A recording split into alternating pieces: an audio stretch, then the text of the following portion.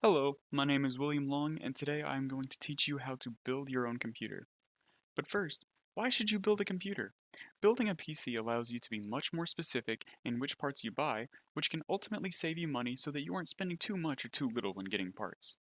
The process of buying parts and assembling the computer will also teach you skills that will stay with you for the rest of your life, and since computers are everywhere lately, it would only benefit you to be more familiar with them. This task can be broken down into 5 simple steps. Understanding each major computer part, understanding your goals with the computer, preparing to buy the parts, assembling the computer, and then preparing for long-term maintenance. The first step in this process is to get familiar with each computer part. The Central Processing Unit, or CPU, processes all information and tells the computer what to do next.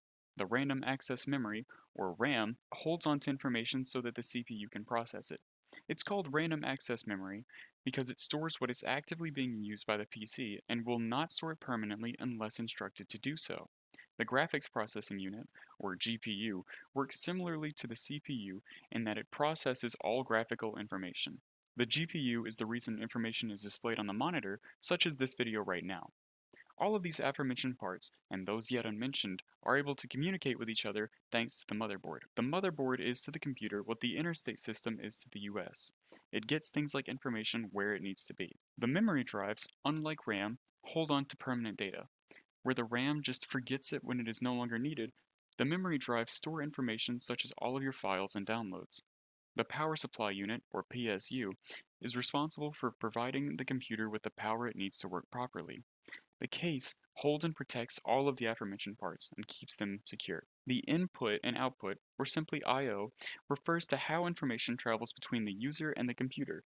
This comes in the form of the keyboard and mouse, sound systems, and the display monitor. With an understanding of each part that you will need to buy, it is time to get a better understanding of why you want a computer. Be sure to ask yourself, why do I need or want this computer? Are you looking for a powerful computer for gaming or 3D rendering? Or just a simple work computer? Questions like this will help you understand your budget by telling you what type of each part you will need to buy. When buying a computer, it is important to avoid being overwhelmed by unnecessarily long names, such as the one in the image provided. For those looking to buy computer parts, there are countless guides provided online, such as the one linked in the description. It is also essential to do individual research so that you know everything you need to know to make an informed decision when purchasing parts. Building the PC can be one of the most complicated steps in this process. When building a PC, it is important to find a good guide and stick to it. You should also do your best to stay calm and frequently reference each part's user manual for any specific questions you have. You should also avoid taking shortcuts, as one crucial mistake can cost you a lot of money if you were to damage one of your computer parts. With a newly completed computer, it is important to be familiar with ways to maintain it.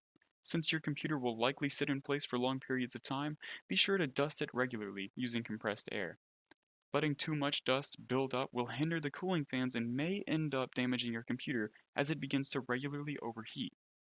You should also consider purchasing an antivirus software, as these can protect your computer from harmful viruses as you explore the internet. And that completes the 5 steps needed to build a computer. These steps have included understanding major computer parts, understanding goals with the computer, preparing to buy computer parts, building the computer, and preparing for long-term maintenance.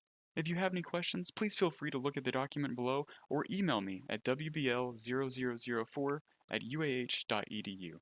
Thank you for your time.